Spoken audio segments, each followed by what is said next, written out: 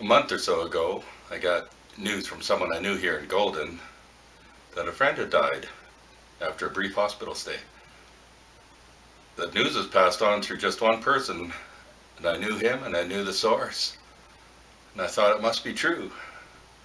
However, before I pass on any such news, I thought I'd better just double check on this.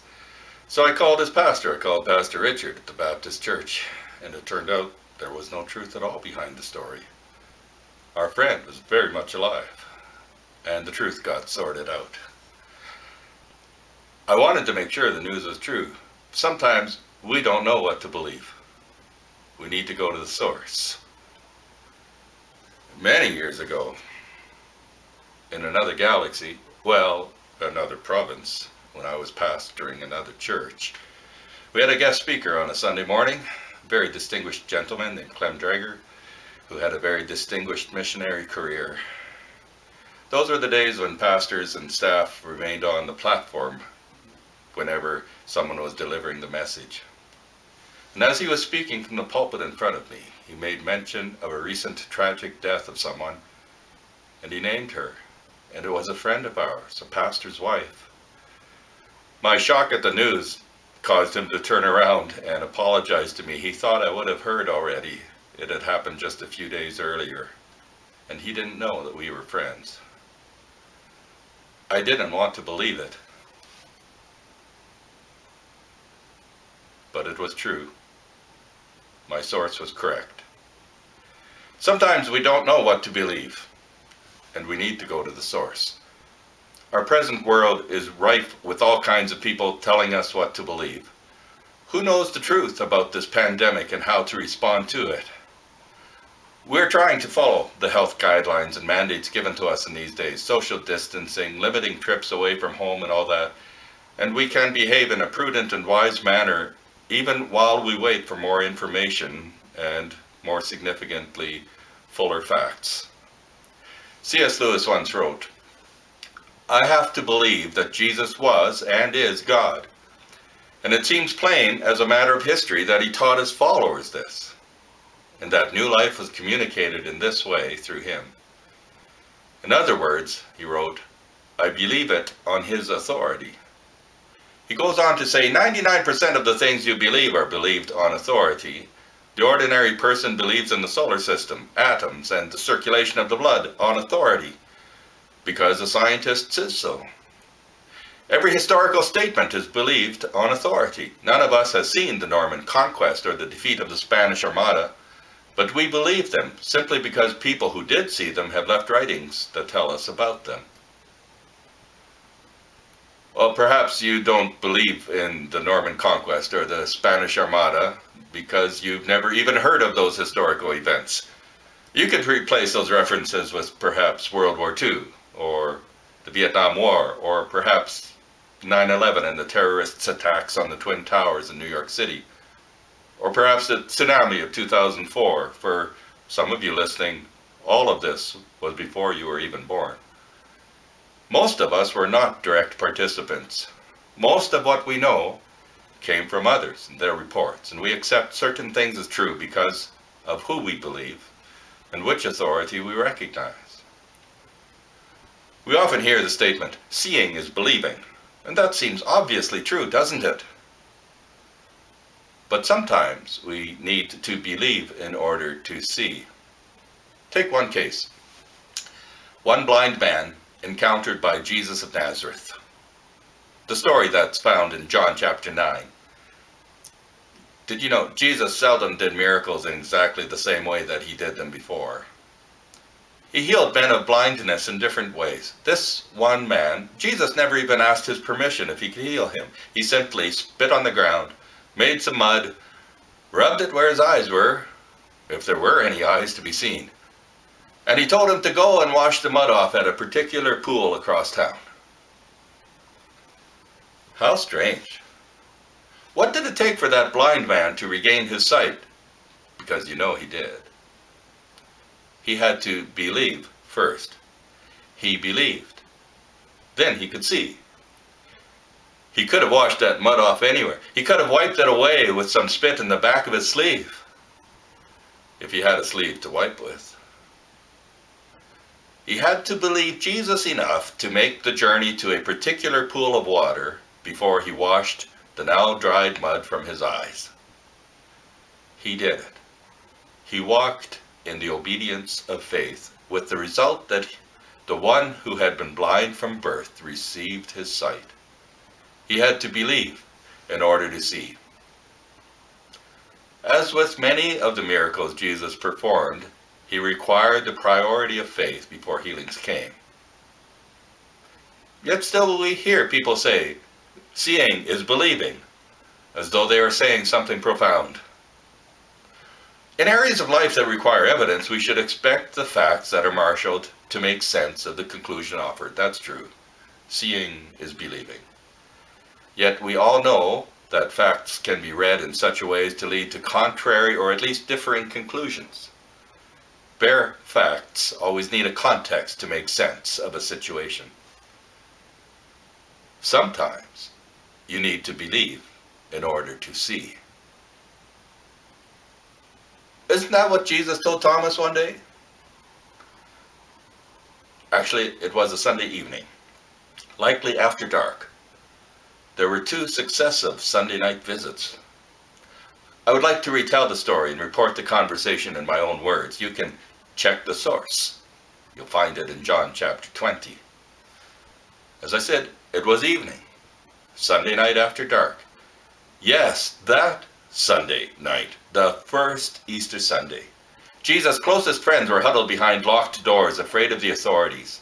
They had heard the strange report from the women who had seen the empty tomb and heard from an angel. They even reported they had seen Jesus, no longer dead, but alive again. Yet there they all were, hiding. Suddenly there was Jesus, standing right in the middle of them all. "Shalom," he said. "Peace be upon you." But it was not peace they felt in those first moments. They did not yet really believe the story they had heard. Then Jesus showed them his wounds, his scars. He showed them what the nails had done, where they had been. He showed them where the spear had been thrust upward through his side into his heart.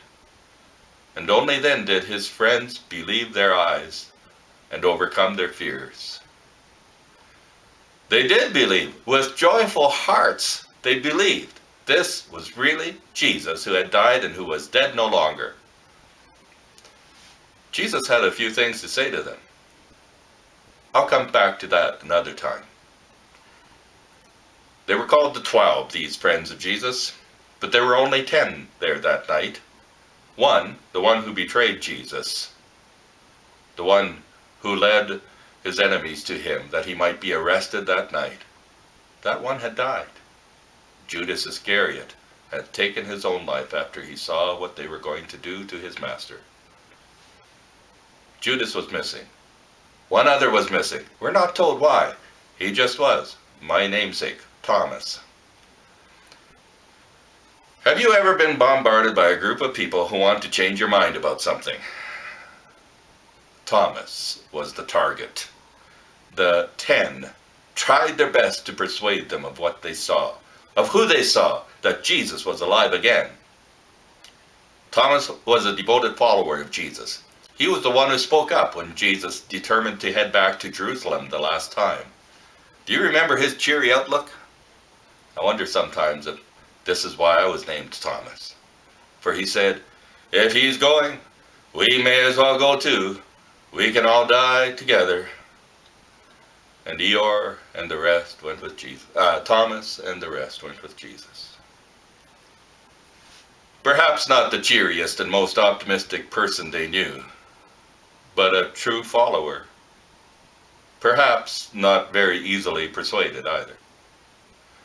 You know how he responded to his friend's efforts to persuade him. He said, unless I see in his hands the imprint of the nails, and put my finger into the place of the nails, and put my hand into his side, I will not believe. Fast forward, same setting, Sunday, 1 week later. 10 plus Thomas now makes 11. I would have still been called the 12. Together. After dark, doors barred. Jesus shows up. He doesn't knock. He just shows up. Shalom, he says again. In between his appearances on those 2 Sundays, it seems he wasn't actually absent from the world. He knew they had been trying to persuade Thomas to believe, and he knew what Thomas had said. So before anyone could say anything, Jesus speaks to Thomas and says, "Reach here with your finger and see my hands, and reach here with your hand and put it into my side, and do not be unbelieving, but believing." Thomas responded to Jesus with that incredible declaration of faith, "My Lord and my God." Jesus does not correct him. He does not say to Thomas, "That's not quite right," or anything like that. Jesus accepts the declaration of Thomas's faith and his declaration of belief in who Jesus is, the one true God. He could be no one else. For Thomas, seeing was believing, and what he saw spurred genuine faith.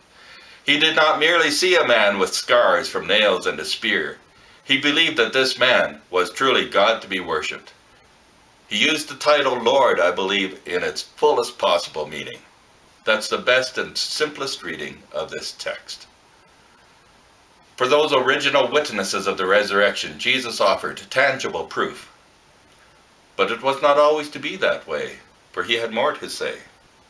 He said, "Because you have seen me, have you believed? Blessed are they who have not seen and yet have believed." D.A. Carson wrote, "Jesus here foresees a time when he will not provide the kind of tangible evidence afforded the beloved disciple and Thomas. In short, he will ascend to his Father permanently, and all those who believe will do so without the benefit of having seen their resurrected Lord. That is as true today as it was for those who first believed after the ascension." Seeing is believing. Well, that's not necessarily the whole story, is it? There are many occasions when a person witnesses something but refuses to believe what happened. Sometimes we may turn a blind eye to a situation. Although if the eye is already blind, I don't know why it needs to be turned away. Sometimes an event is so incredible, it seems unbelievable, and so we can't accept it. There must be another explanation.